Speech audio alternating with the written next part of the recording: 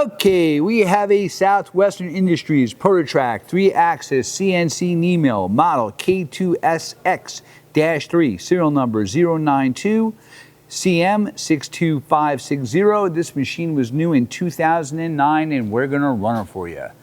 All right, machine has an SMX control. He's running the X-axis right now. The X is 33. You have a 9x49 table. You have 12 inches in Y, and you have 5 inches of Z quill travel that is also controlled by the computer. That's your Y. All your axes are quiet. That's your Z. All right. Now, each axis has digital hand wheels, which also provides you tracking. The digital hand wheels simulate manual hand wheels. So when you turn it, you can move it in both directions. And there goes the quill. Great.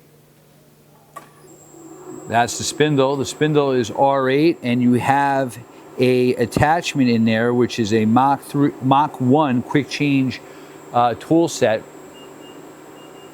But you can take that out and use regular R8 tooling too. That's 1500 RPM. Now it's programmable spindle speed. It goes up to 4200. That's 2500 RPM.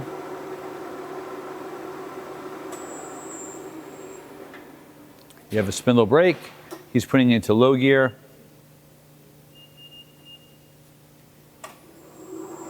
And that's low gear, 200 RPM.